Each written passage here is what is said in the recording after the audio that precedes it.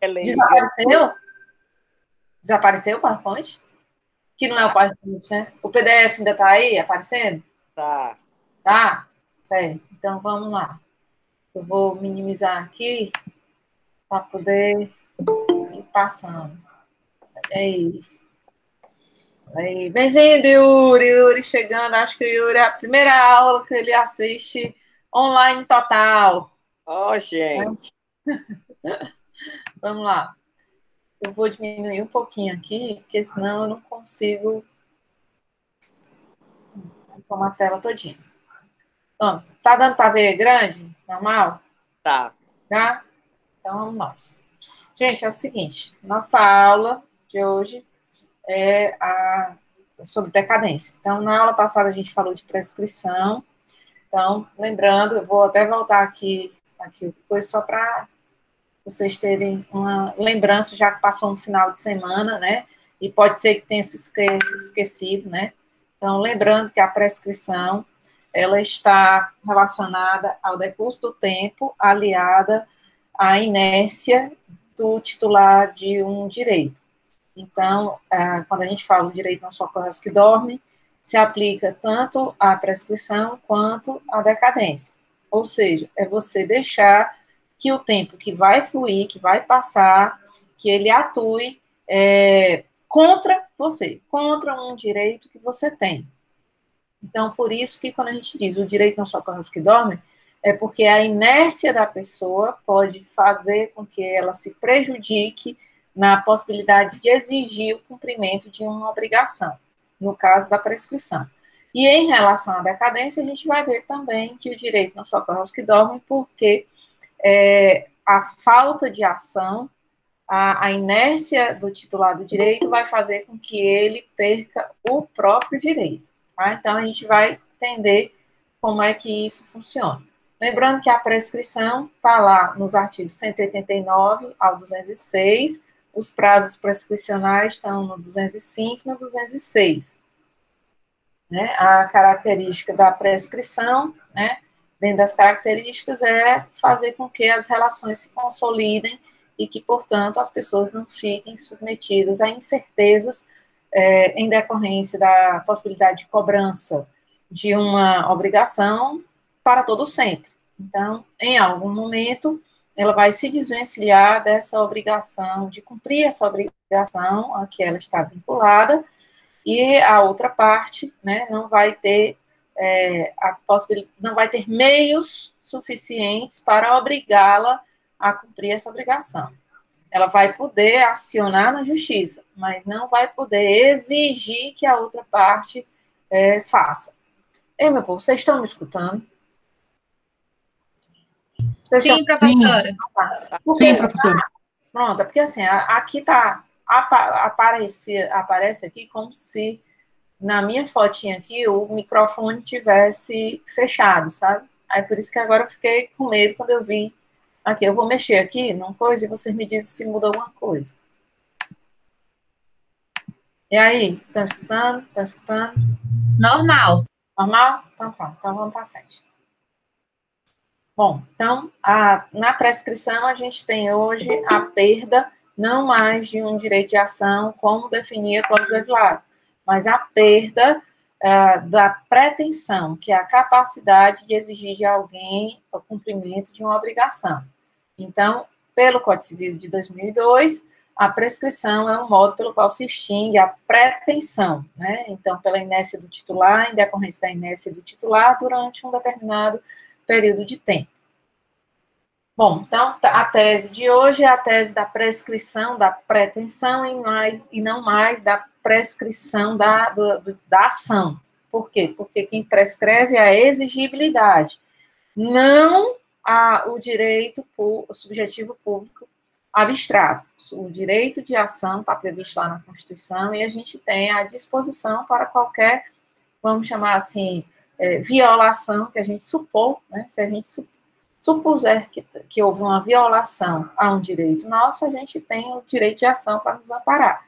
E a pretensão é nada mais, nada menos só de poder de exigir de outra pessoa uma ação ou omissão, ou que uma pessoa faça, ou que uma pessoa se abstenha de fazer. Então, dentro das condições elementares da prescrição, a gente tem violação do direito, inércia do titular, decurso do tempo, e não está sujeito a nenhuma daquelas circunstâncias que caracterizam-se como impeditivos, suspensivos ou interruptivos do curso prescricional. Se não acontecer esses fatos, o que vai acontecer? Violado o direito, nasce para a pessoa do direito violado a possibilidade de ingressar com alguma medida para fazer com que o outro, para exigir do outro uma ação ou uma abstenção. Se ela nada faz durante o período que a lei lhe ampara, se ela se torna inerte e deixa o tempo passar, esse tempo vai operar em desfavor dela, tá?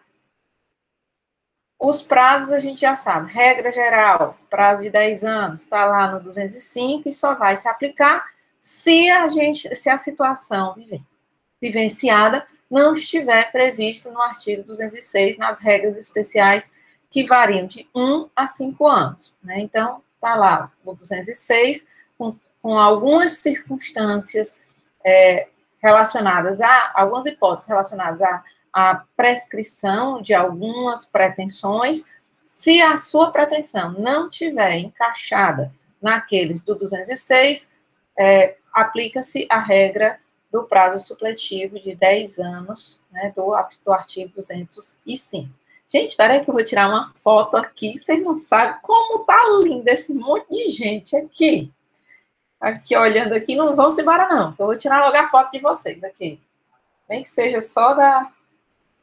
Olha que bonitinho, meu Deus. Vamos lá.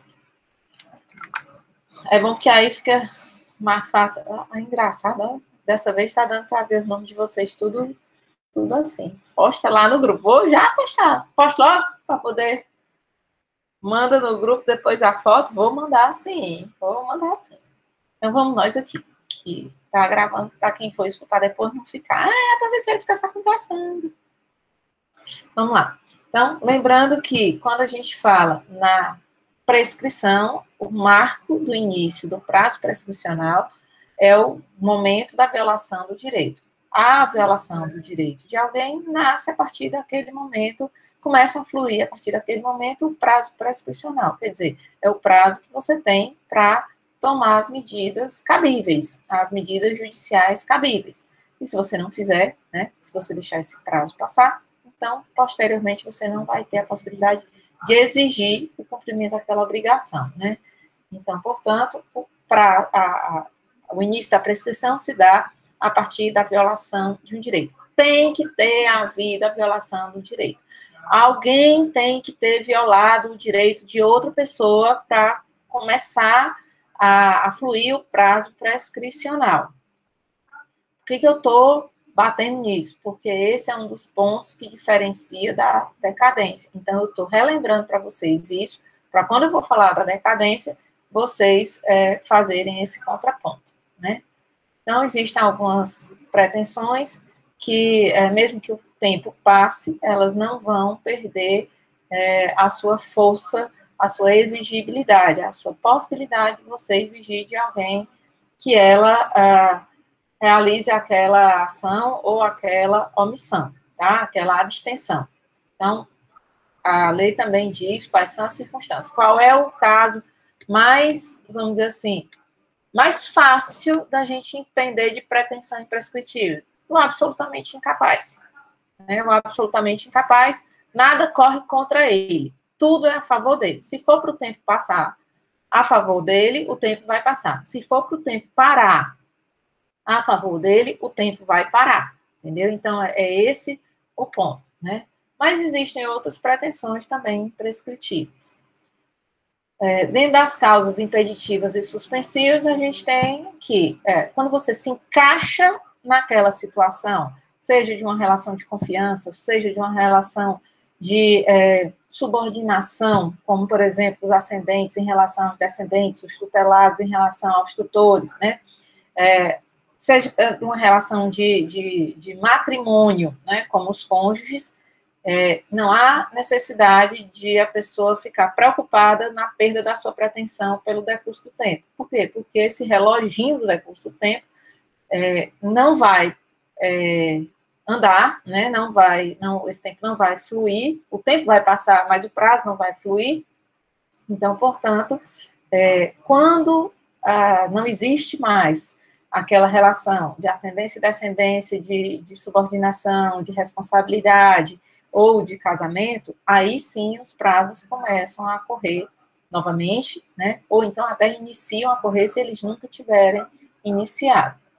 Em relação às causas interruptivas, e lembrando que as causas suspensivas e impeditivas, elas podem acontecer quantas vezes acontecerem essas causas, né? Então, pode acontecer umas 10 vezes? Pode, né? E esse prazo não vai andar? Não, não vai andar, não, né? Por quê? Porque existe uma causa que é de acordo com a lei, que não depende do que a pessoa faça, né? A lei especifica que se você se encaixa naquela situação, então você será beneficiada por essas causas impeditivas ou suspensivas do prazo prescricional. Nas causas interruptivas, a gente já tem uma outra situação, que depende da ação do credor, depende da proatividade do credor. Aquele que é um credor de uma obrigação, né, não necessariamente um credor de dinheiro, mas aquele que é um credor de uma obrigação, ele tem que se mexer. Se ele realizar determinadas ações, né, por exemplo, realizar o protesto, ingressar com ação judicial, aí ele promove a interrupção do prazo. Esse prazo só vai poder ser interrompido uma única vez, tá? E esse prazo, ele é diferente da suspensão e das causas impeditivas. Esse prazo, ele é entregue novamente por inteiro à pessoa.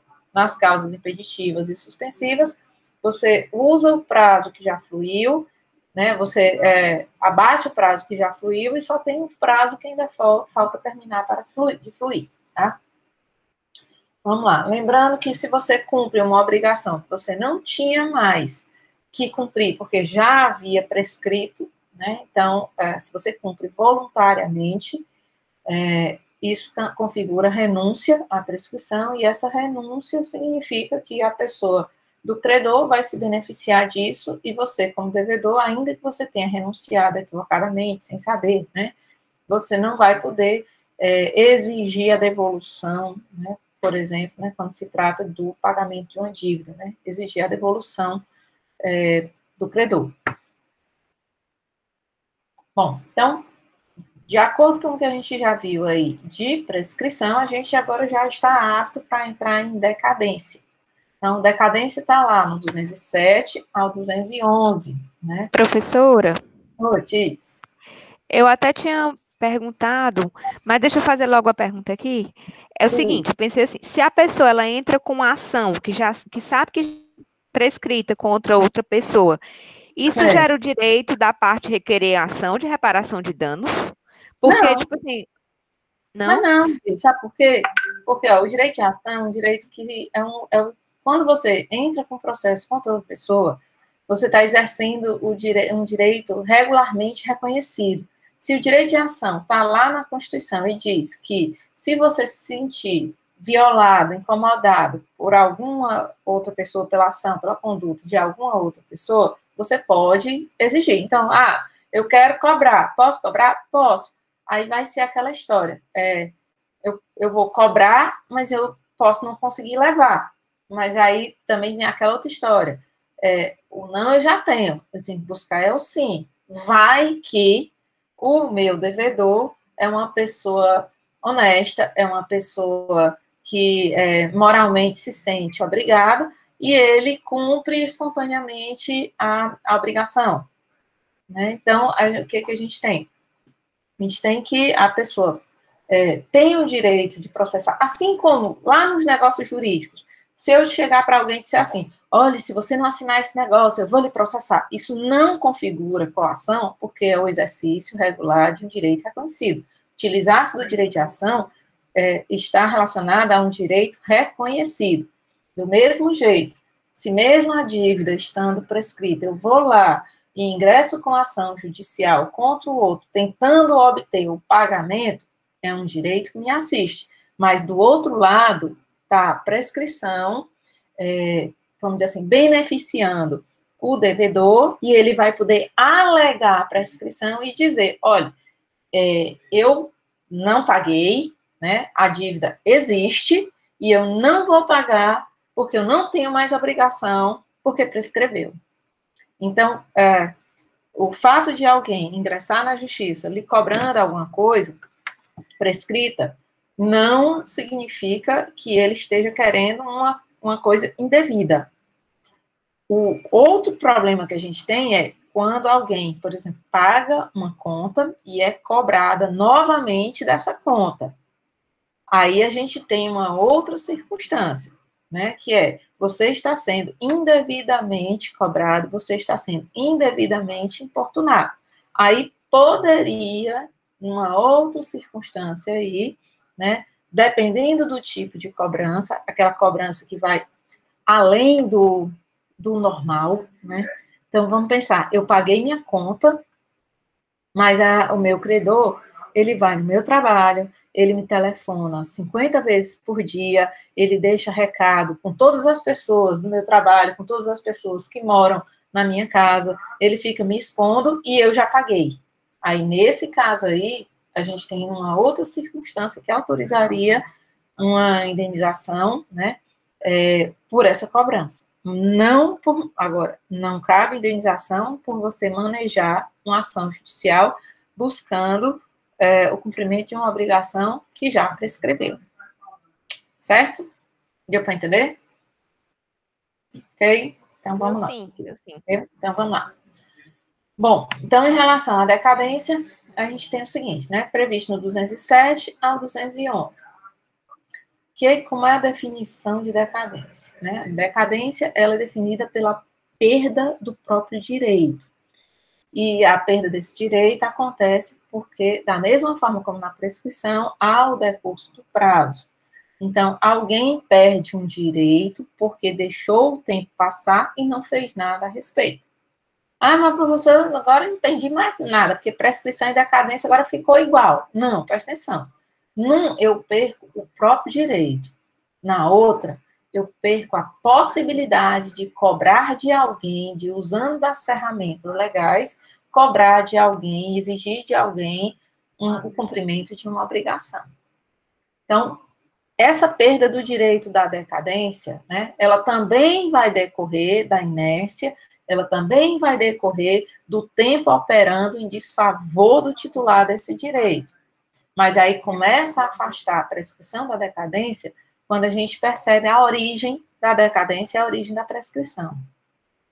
A prescrição, os prazos prescricionais, né, as situações incluídas no 206, né, perde o direito de pretensão na prescrição, né? Então, vamos lá. Então, a perda desse direito pelo decurso do prazo, que é característica da decadência, diferentemente da prescrição, ela pode advir da lei, ela pode advir de ajustes, né, privados, contrato, ela pode advir de um testamento. Então, como é que funciona? Funciona da seguinte forma: você recebe o direito de alguém, alguém lhe outorga um direito e diz, olha, você vai receber isso, mas você tem que fazer isso dentro de um determinado período de tempo. Olha a diferença. Quando na prescrição eu estou falando que alguém tirou alguma coisa de mim, né, porque violou um direito meu, na decadência eu estou auferindo um direito. E eu vou perder esse direito se eu não fizer alguma coisa durante um determinado período de tempo. Tá? Então, onde é que pode estar isso aí? Pode estar na lei, pode estar no contrato, pode estar no testamento.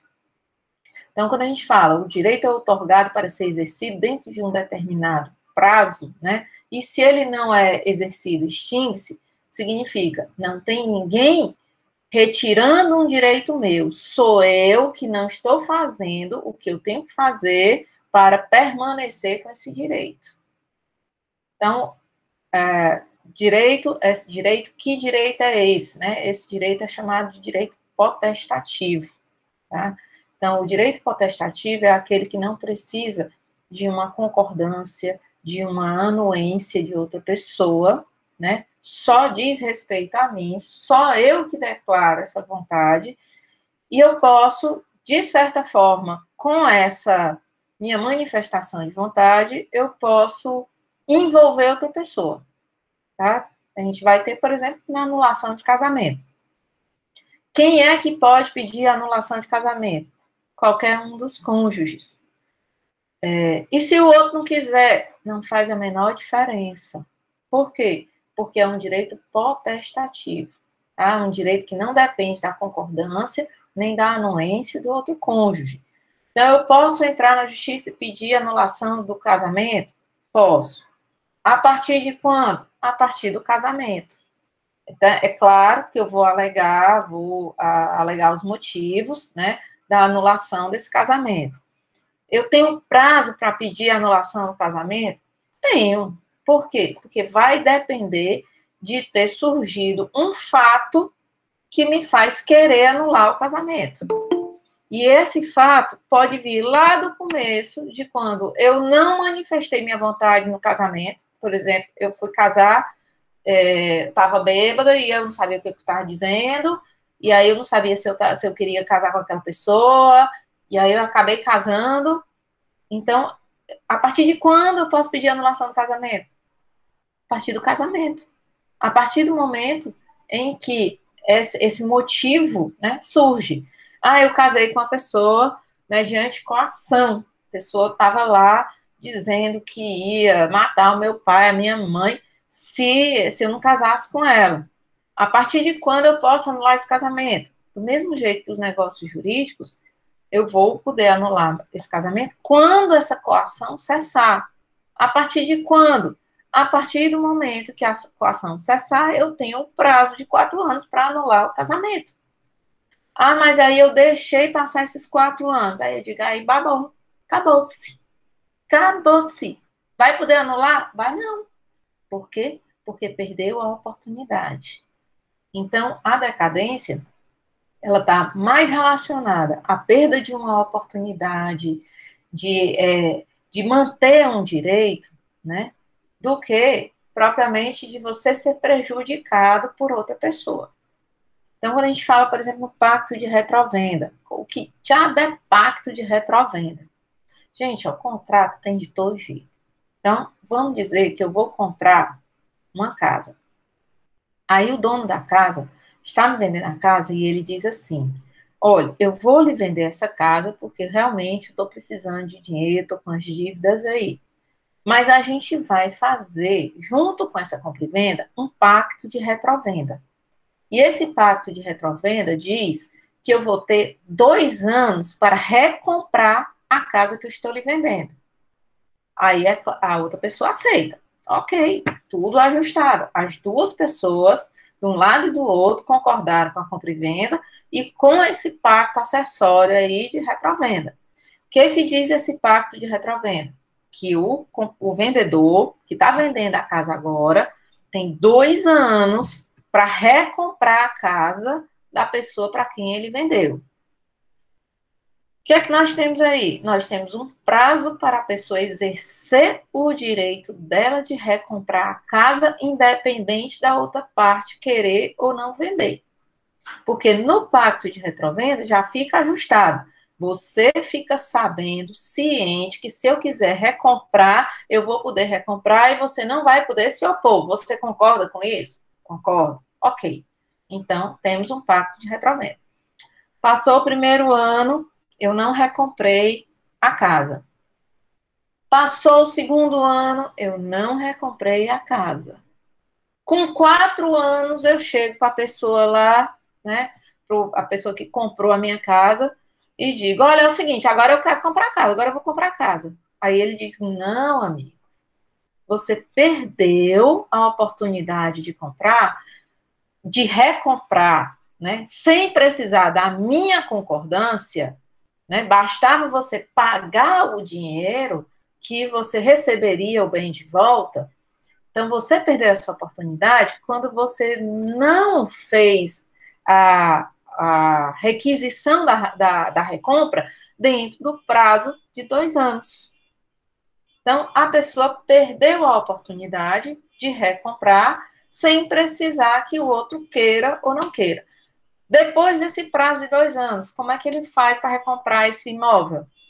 Só se a outra parte quiser vender para ele. Por quê? Porque o pacto de retrovenda decaiu. Aconteceu a decadência do pacto de retrovenda. Então, no momento em que a gente faz o pacto de retrovenda, nasce para mim o direito da recompra daquele bem. Então, eu tenho um prazo para exercer esse direito de recompra. E se eu não exercitar esse direito de recompra, esse meu direito de recompra, ele decai, ele, como é que a gente chama? Ele caduca, né? A caducidade ou decadência, tanto faz, a caducidade desse meu direito, tá? Não posso mais exigir que ele me venda de volta. Preferência. Preferência também é uma espécie de direito que muitas vezes ele decai porque as pessoas não exercem dentro do prazo estipulado. Vamos lembrar aqui, ó. A pessoa fez um contrato de... Peraí, a Rafaela está me perguntando aqui. Deixa eu ler de novo aqui. Cadê o negócio?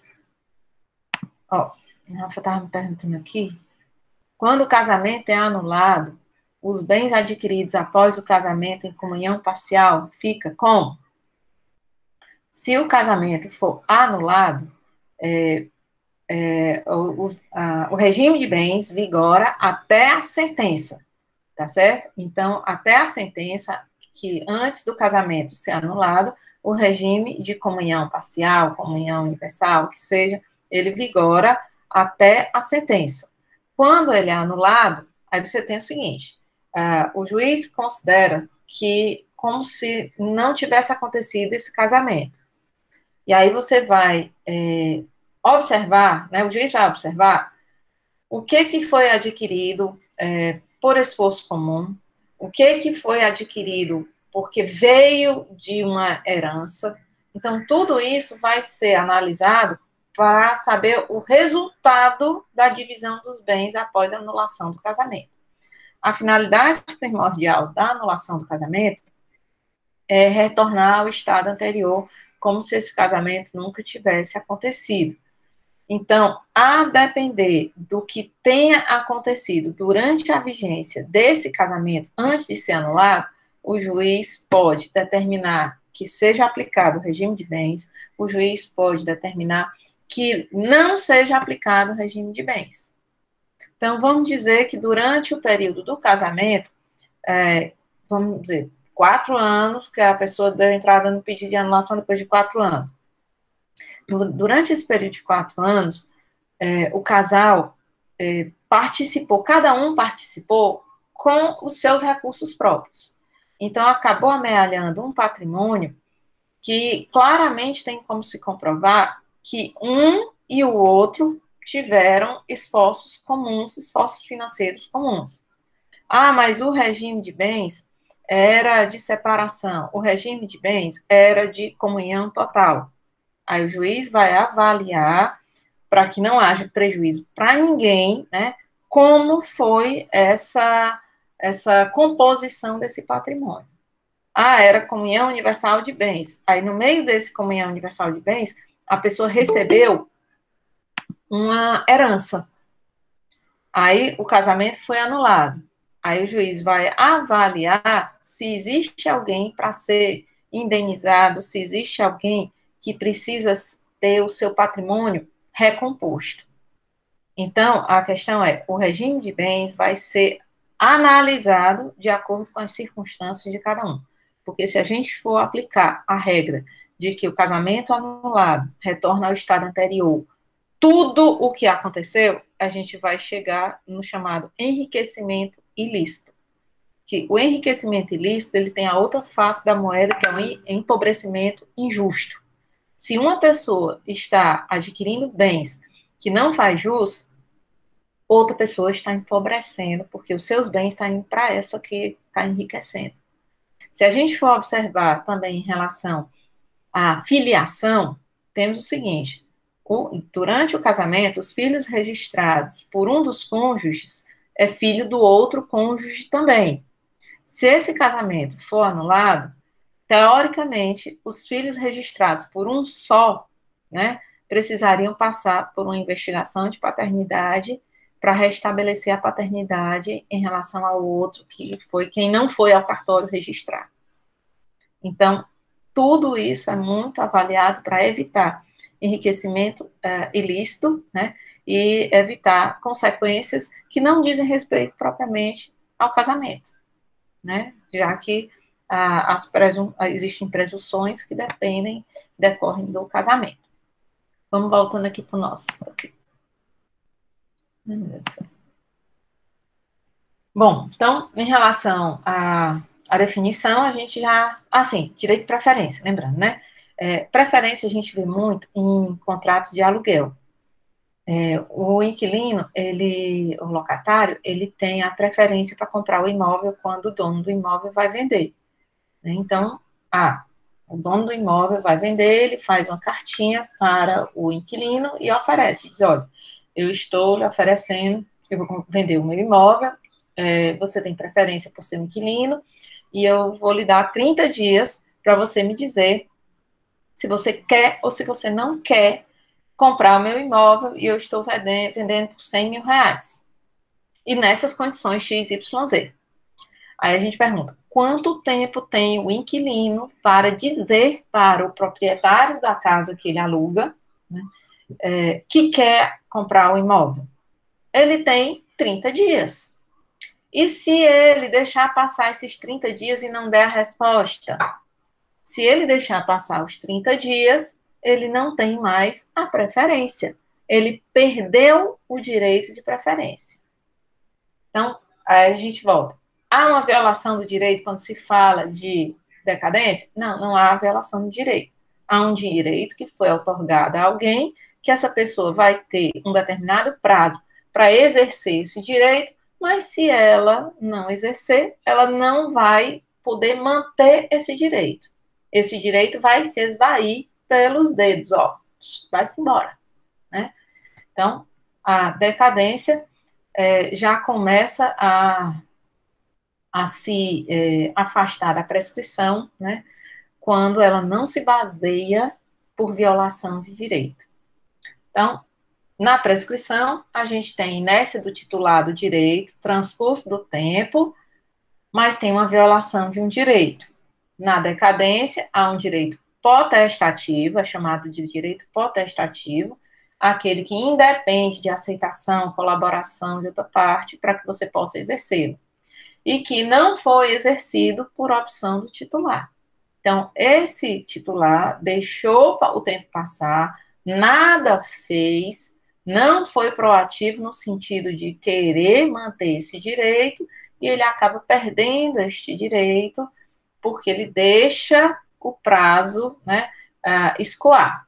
Então, a prescrição e a decadência, a gente já vê que o transcurso do tempo e a inércia são pontos de aproximação.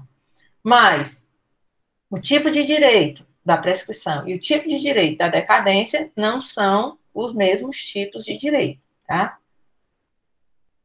Bom, que é um direito potestativo, né? Então, a Agnella Amorim Filho foi um jurista que fez um estudo sobre prescrição e decadência, e aí, quando vocês chegarem lá na fase de direitos processuais, vocês vão poder entender melhor a teoria dele, porque a teoria do Agnella Amorim Filho é de que o que faz com que se diferencie prescrição e decadência também está no tipo de sentença do juiz, qual é o resultado de cada ação. Mas, assim, isso não é um ponto que a gente precisa tocar aqui, porque vocês não viram ainda o processo, né? Então, para o Agnella Amorim Filho, direito potestativo são aqueles poderes que a lei confere a determinadas pessoas de influírem com uma declaração de vontade sobre situações jurídicas de outras, sem o concurso da vontade delas. O concurso é sem precisar da manifestação de vontade da outra, né? Então, quando ele fala assim, a lei confere a determinadas pessoas, né, esse direito de influírem com a declaração de vontade sobre situações jurídicas de outro. A gente vai lá no casamento e olha logo. Se eu quiser anular meu casamento, eu vou anular o casamento da outra pessoa também. Eu vou voltar a ser solteira e ele também vai voltar ao estado civil anterior. Vai depender dele? Não vai depender de mim, de eu querer. E é o que eu faço que interfere numa situação jurídica de outra pessoa. Sem eu precisar da concordância, da anuência dele. Para anular o casamento, na realidade, ao contrário do que se pensa, a anulação do casamento, ela é normalmente uma ação mais litigiosa do que um divórcio. Porque tem que se atribuir uma culpa, uma falha, né, um problema a outra pessoa. E tem que se detalhar o que foi essa falha que faz com que esse ato jurídico do casamento mereça ser anulado, né? Já que a regra é que os atos e os negócios jurídicos, eles valham para frente, eles criem as consequências, gerem os efeitos para os quais eles foram pensados, e não que eles regridam e sejam anulados. A ideia é que eles tenham validade e eficácia, e não que eles voltem para trás, né, retroativamente, como se nunca tivessem acontecido. Então, vamos lá. Então, exemplos de direitos potestativos para a gente visualizar, né? Poder que tem o mandante e o doador de revogarem o mandato e a doação. Mandante e mandatário. Representação por procuração, lembra? Então, o mandante é aquele que outorga poderes, o mandatário é aquele que recebe os poderes. O mandante é aquele que foi lá no cartório e disse na procuração, né, o mandante é o José, que disse na procuração que o Antônio vai poder declarar perante a Assembleia Condominial o voto dele lá a respeito de um determinado ponto. Aí eu pergunto, o mandante vai ficar escravo do mandatário o resto da vida? Não. Ele pode revogar esses poderes que ele conferiu ao mandatário a qualquer tempo, basta ele não querer mais. Isso influencia, de certa forma, que o mandatário possa ou não mais realizar determinados negócios? Influencia, né? Então, são direitos potestativos aqueles que a gente exerce, né, sem precisar da concordância. Precisa que o mandatário concorde com a revogação da procuração? Não, né? O doador em relação à doação, né? Eu vou doar, mas aí eu desisti de doar. Eu preciso que a pessoa que vai receber concorde que eu estou desistindo de doar? Também não, tá? Então, direitos potestativos, né? Alguns deles, né, estão relacionados à decadência. Outros não estão relacionados à decadência, são apenas exemplos de direitos potestativos para que vocês consigam entender, né, como é que isso funciona. Então, alguém me perguntou aqui já a relação. Espera aí que eu vou olhar aqui. A pergunta: se ele pode revogar a qualquer tempo, a procuração significa que não decai? Lili, na realidade, a gente está falando aqui só de exemplos de direitos potestativos, mas nem todos os direitos potestativos estão relacionados à decadência. Presta atenção. Existem muitos direitos potestativos e existem os direitos potestativos que podem estar subordinados à decadência. Então, o que vai acontecer? Ele pode revogar a qualquer tempo, não depende de outra pessoa, é só um direito potestativo. E não decai, né? Não é um direito que esteja submetido à decadência. Aqui é só para a gente ter uma ideia de o que é um direito potestativo e o que é um direito que está sujeito à prescrição, tá? Só para vocês visualizarem melhor como é um direito potestativo. Então, a pessoa, se ela não revogar hoje, ela nunca mais vai poder revogar? Não tem nada a ver uma coisa com a outra, tá certo? Vamos lá. Bom, o que mais? Poder que o cônjuge tem de promover a separação, né? Então, ninguém fica no casamento se não quiser. O outro precisa concordar? Não. É bom que concorde? Seria ótimo, né? Mas ele precisa concordar? Não. E se você entrar com ação judicial, você vai conseguir a separação de você com o outro? Sim. E ele vai mudar de estado civil? Vai, né? É a sua decisão que está interferindo na situação de outra pessoa. O poder que o condômino tem de desfazer a comunhão também. Se eu sou proprietária junto com 10 pessoas, não quero mais ser proprietária junto com essas 10 pessoas, eu quero desfazer esse condomínio. Eu posso? Posso. Como é que eu resolvo isso? Eu passo a venda judicial. Né? E aí eu interfiro nos direitos, na situação jurídica de outras pessoas também. O poder que tem o herdeiro de aceitar ou renunciar à herança. Aí a gente já começa a ver, por exemplo, aqui, a possibilidade de alguém ter que exercitar essa aceitação ou essa renúncia dentro de um determinado período de tempo. Por quê? Porque aceitar até que pode ser tácito. Você pode não fazer nada e a herança vem para você. Você aceitou. Mas renunciar precisa que você seja expresso, né? Que você diga expressamente que você não quer aquela herança. Não precisa nem dizer porque não quer, não.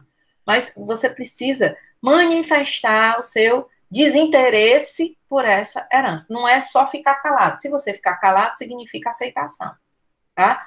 Para você renunciar, você tem que abrir a boca. Ah, professora, mas não tem dizendo quanto tempo tem. Aí é que você se engana, porque quando chegar numa determinada fase do inventário, depois de uma determinada fase, você não pode chegar e dizer assim, eu estou renunciando. Por quê? Porque já passou a fase. Já pensou eu renunciar a uma herança depois que já foi feita a partilha? Então, se já foi feita a partilha, eu já aceitei. Renúncia é contrário à aceitação. Então, se eu digo, agora eu não quero mais, não, agora você já quis. Agora não é mais momento de renunciar. Por quê? Porque já passou a fase de renúncia. Então, o seu direito de renunciar decaiu? Decaiu. E agora, se eu não quiser mais, aí você dá para quem você quiser. Mas você recebe e repassa, com todos os custos que isso traz, né, também. Então, o que mais? O poder que tem os interessados de promover a invalidação dos atos jurídicos anuláveis, contratos, testamentos, casamentos. Todas as vezes que o legislador disser é anulável tal fato, é anulável tal situação, a gente já vislumbra aí que ele está falando de decadência. Por quê? Porque quando ele diz que é anulável, ele diz qual é o prazo que você tem para entrar com a medida para anular. E se você não entrar dentro, e se o legislador esquecer de dizer, ele apenas diz, é anulável, mas ele esqueceu de falar o prazo, lá mais na frente, o Código Civil também diz qual é o prazo, no caso desses esquecimentos, dessa falha.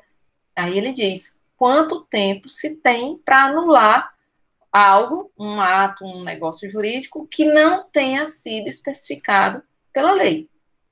Então, é igual aquela regra do 205 e 206. Aonde não se encaixa um, se encaixa o outro. Então, a pessoa tem prazo para requerer anulação? Tem. Essa anulação de um contrato, de um testamento, de um casamento, vai interferir em outra pessoa? Vai. Mas você precisa do consentimento dela para anular? Não. Então, é um direito potestativo. Tá? Os direitos relacionados à anulabilidade são direitos potestativos. Então, poder que tem um sócio de promover a dissolução de sociedade civil. Do mesmo jeito do casamento, você não é obrigado a permanecer numa sociedade por resto da vida. Você pode sair dessa sociedade. Então, você tem prazo? Pode ser que você tenha prazo dependendo do contrato social. Mas quer dizer que você nunca mais vai poder sair dessa sociedade? Pode ser que você possa sair da sociedade, mas junto com essa saída, traga algumas consequências que você ajustou com as outras pessoas. Bom, se você sair dentro de 10 anos, você tem direito a isso, X, Y, Z. Se você sair com menos de 10 anos, você tem direito a X e Y. Certo? O que mais? Poder que tem um contratante de promover a resolução do contrato por inadimplemento, dentre outros. Ou seja, quando a outra pessoa, do outro lado, o outro contratante, não paga não cumpre a obrigação, você tem o direito de, como é que a gente chama? Rescindir o contrato, né? Assim, a rescisão do contrato parece que é a palavra que leigamente todo mundo usa, mas na realidade o nome que se dá é resolução do contrato. Então, a resolução do contrato é a extinção do contrato, por algum motivo, tá? Então, a resolução do contrato pode depender de alguém que não cumpriu uma obrigação ou de ter acontecido um fato aí que gera essa extinção natural desse contrato. Então, muitas vezes você tem um prazo para exigir a resolução desse contrato. E se você não exigir dentro do prazo, aí você perde essa oportunidade de fazer a resolução desse contrato, vamos dizer assim, sem que você tenha perdas, né? Então, os direitos potestativos, eles estão relacionados aos prazos que a gente recebe para exercitar determinados direitos. Não são prazos processuais, são prazos de direito material, tá? Bom, onde estão esses prazos? Eles estão estabelecidos especificamente, né, para a hipótese tratada na lei, quando ele diz é anulável o casamento dentro de 4 anos a partir que cessou a coação. Aí ele especifica, ó, nessa circunstância o prazo é X. Onde é que ele pode estar estabelecido também? Ele pode estar estabelecido no contrato, no testamento, em todos os ajustes, né, que a gente chama de negócio jurídico. Então, depende só da lei esses prazos? Não. Aí é o outro ponto em que a decadência é completamente díspare da prescrição. Na prescrição, só temos prazos legais. Na decadência, temos prazos que são legais e prazos que são convencionais. Os prazos convencionais, eles podem decorrer de um ajuste em que você diz, olha, você tem um prazo de 60 dias para me dar a resposta. Pode até ser que a lei lhe dê um prazo menor e você estabeleça um prazo maior, você amplie esse prazo para outra pessoa. Vamos pensar aqui, ó. A lei diz que o inquilino tem 30 dias para se manifestar sobre a preferência. Mas eu chego para você e digo assim, olha, meu inquilino, você foi um inquilino muito bom, eu sei que você vai precisar de mais de 30 dias, você tem 60 dias para me dar a resposta se você quer ou se não quer comprar, antes que eu ofereça para outras pessoas. Eu posso estabelecer com ele um outro prazo. Na prescrição, isso não acontece, certo? Então, os prazos decadenciais são prazos que vão decorrer ou de ajustes ou de lei, tá? O que não pode é o prazo que a lei estabeleceu ser diminuído, ser reduzido por ajustes particulares.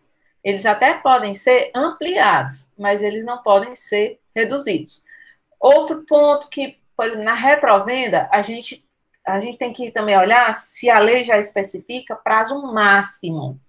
Então, na retrovenda, a lei especifica prazo de 3 anos. Ele diz, no prazo máximo de 3 anos, a pessoa, o vendedor vai poder recomprar o bem. Eu posso estabelecer com a outra parte que ele vai ter 1 ano, que ele vai ter 2 anos, que ele vai ter 3 anos. Mas eu não posso estabelecer que ele vai ter 4 anos para recompra. Tá? Então, vamos entender. Quando a lei fixar e disser não pode além disso, a gente pode negociar dentro dessa moldura aqui. Mas quando ela especifica, quando ela cria um parâmetro que é de máximo ou de mínimo, eu não tenho como flexibilizar isso, tá? No geral, naquilo que não tem prazos especificados na lei, eu posso estabelecer o prazo que eu e a outra parte quisermos, tá certo? Bom, então, resumindo, o que é a decadência? A perda de um direito previsto em lei, né? Lembrando que é um direito potestativo, decorre o tempo, né? Então, assim, é o decurso infrutífero de um termo prefixado para exercício do direito. Então, eu tenho 10 dias, eu tenho 50 dias, eu tenho 1 ano, 3 anos para realizar um ato e não faço, então esse decurso é infrutífero, eu nada faço, eu sou inerte, né?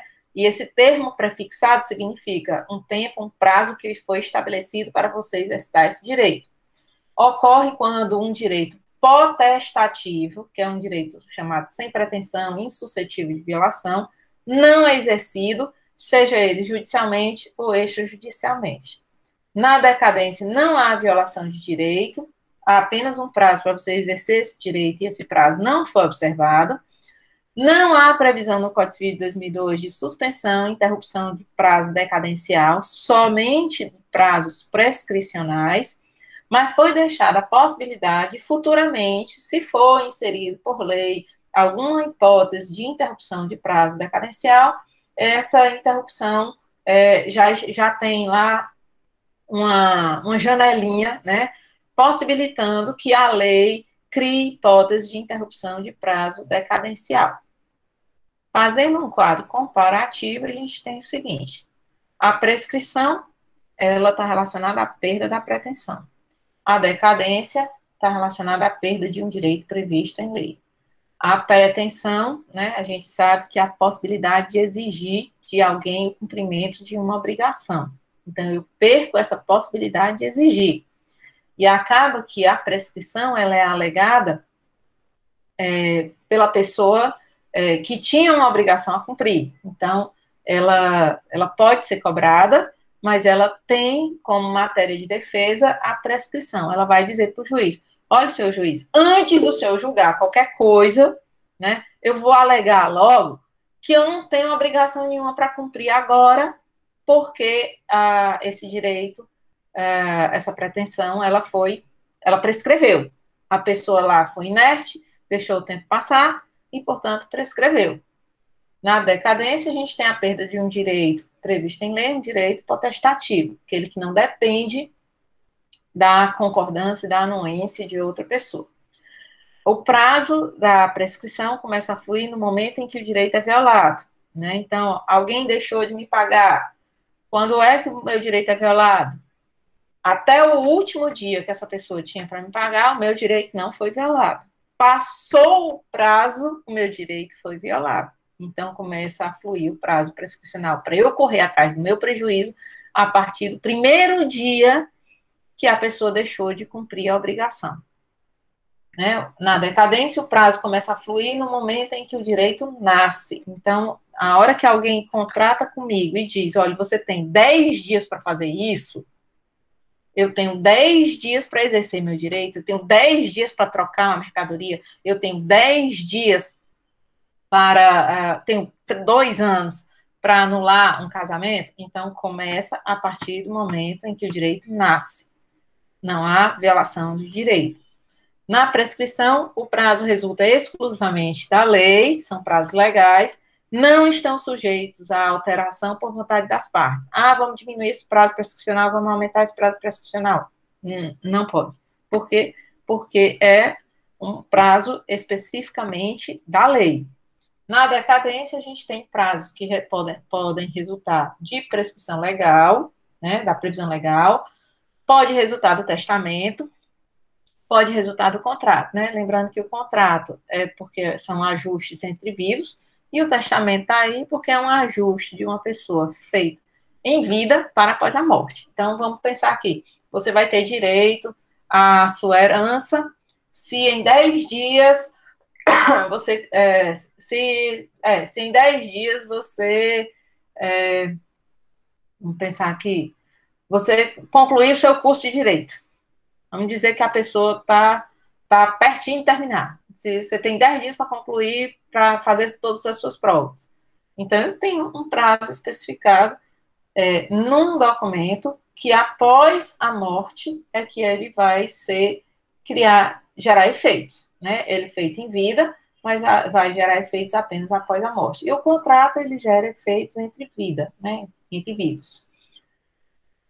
Bom, os prazos prescricionais taxativamente discriminados na parte geral, artigos 205 e 206, os prazos decadenciais estão espalhados em todos os locais, né, na parte geral, na parte especial do Código Civil, tem só alguns exemplos aí vocês vão perceber que em certas situações tem lá dizendo que é anulável, né? Então, quando tiver essas questões de anulabilidade, os prazos são decadenciais.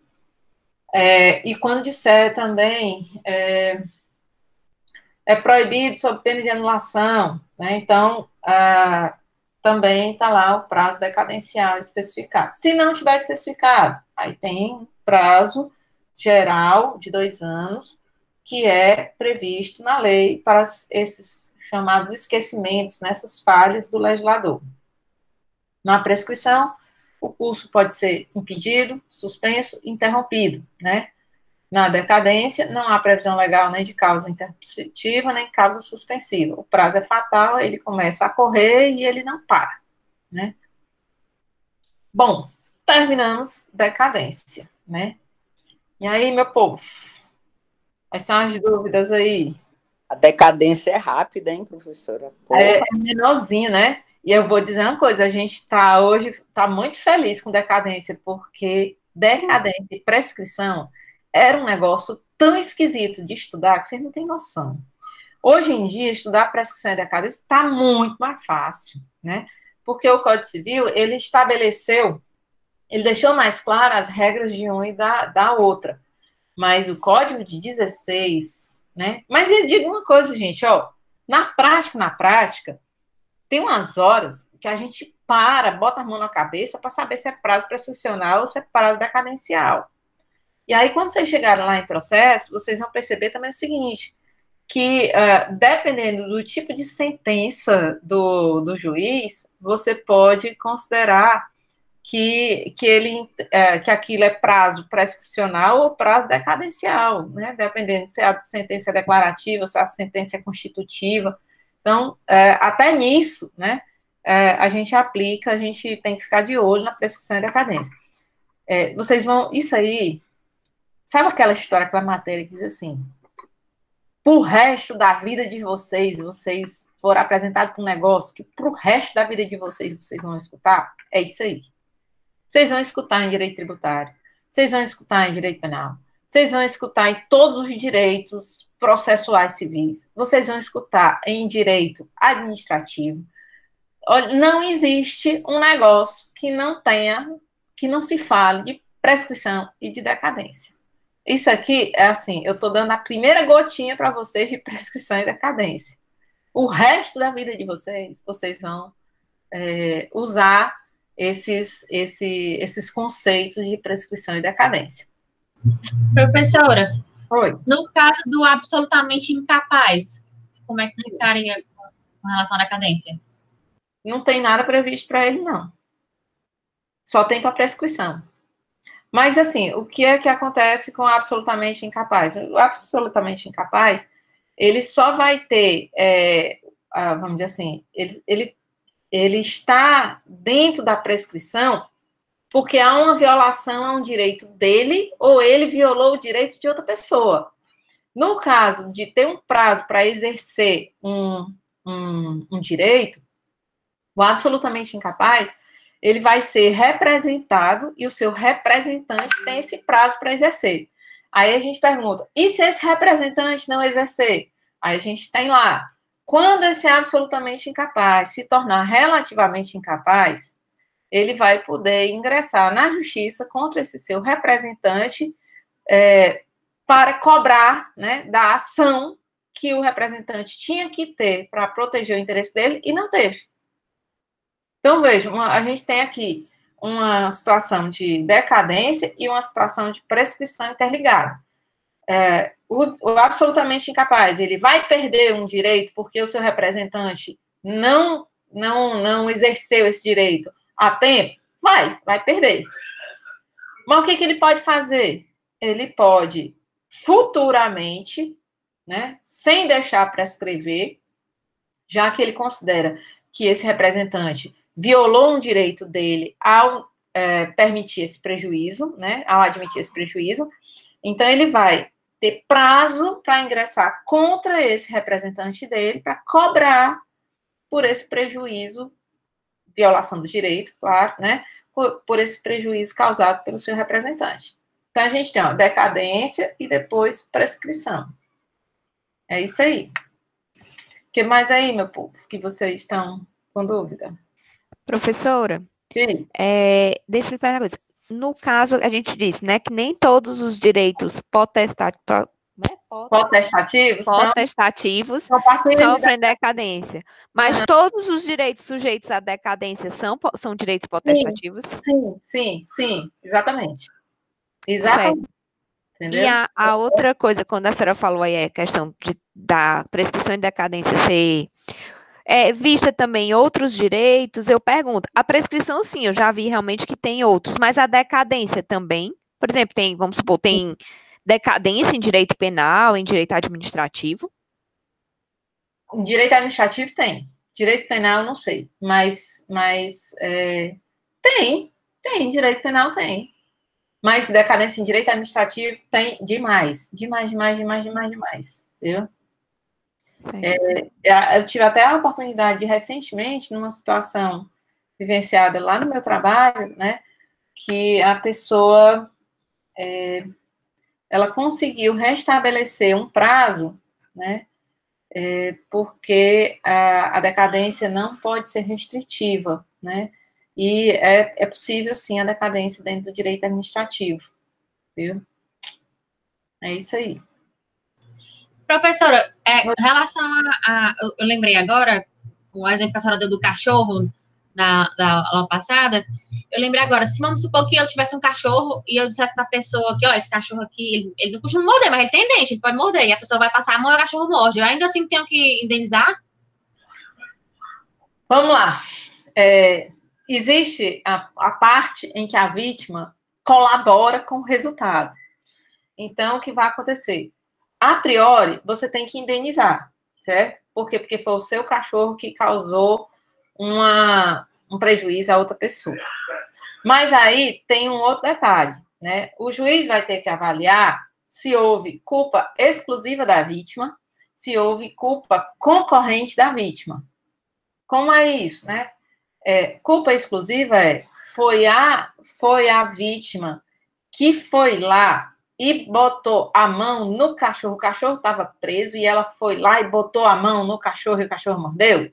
A culpa é exclusiva dela. Você tomou todas as medidas necessárias de uma boa guarda.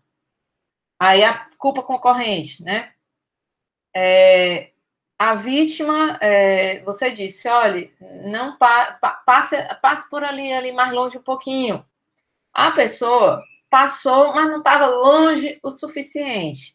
Então, tem uma parte sua e tem uma parte dela de culpa, entendeu? Então, a gente tem a culpa concorrente e a culpa exclusiva. E com a culpa exclusiva, você tem como é que a gente chama a palavra? Você se exime, o dono do cachorro se eximiria da responsabilidade de pagar a indenização. Né? Igual a história. Você está na sua casa e uma pessoa pula o muro da sua casa, cai em cima, sei lá, do telhado da sua casa, se fere, se machuca com as telhas da sua casa. Aí era muita cara de pau se ele fosse lá dizer, olha, a culpa é sua, porque as telhas da sua casa estavam mal colocadas, né? Meu povo, olha assim, agora eu estava me lembrando de uma coisa. Deixa eu contar para vocês um negócio aí ontem. Eu estava aqui em casa e de repente eu escuto uma zoada, um altum, pam, pam.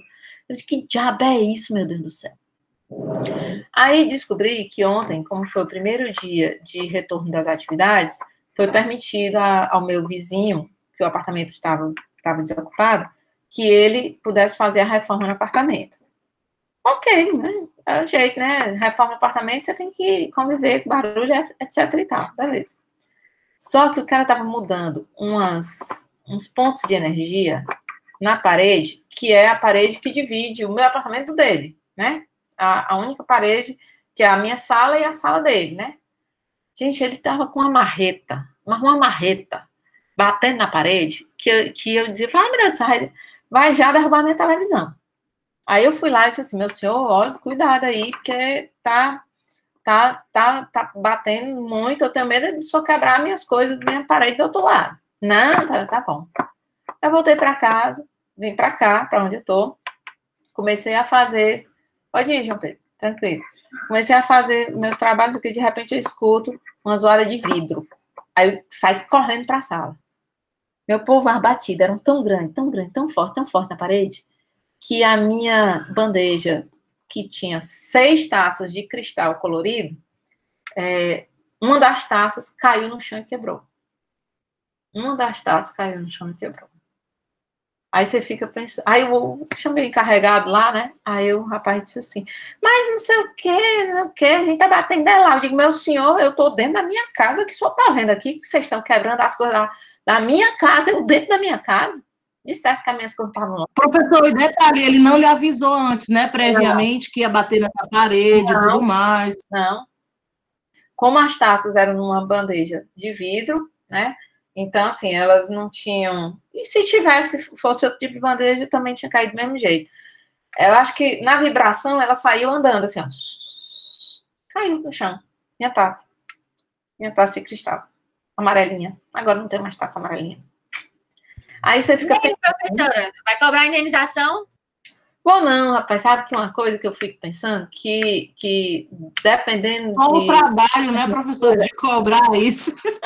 Eu acho que o pior é você morar vizinho a uma pessoa que depois que a convivência não vai ser boa, sabe? Sabe, assim, eu fiquei chateada, até falei pro síndico, olha, vocês deviam ter me avisado, o problema tudo foi falta de comunicação, né? Então, você imagina aí, ó, a pessoa tá batendo na casa dela, eu sei que ela não queria quebrar minhas taças, mas ela tá batendo na casa dela e a parede vibra tanto que derrubou uma coisa minha e quebrou uma coisa minha. Aí a gente pensa, tem direito de indenizar? Tem, claro que tem direito de indenizar, né? Mas se ele tivesse me avisado e eu tivesse insistido em deixar minhas taças lá, porque eu sou marrenta, eu vou deixar aqui, aí eu poderia ter uma culpa concorrente. Eu ajudei a produzir aquele resultado, né? Ou então eu mesmo botar na pontinha, para quando ele batesse, cair, né? Eu teria culpa exclusiva.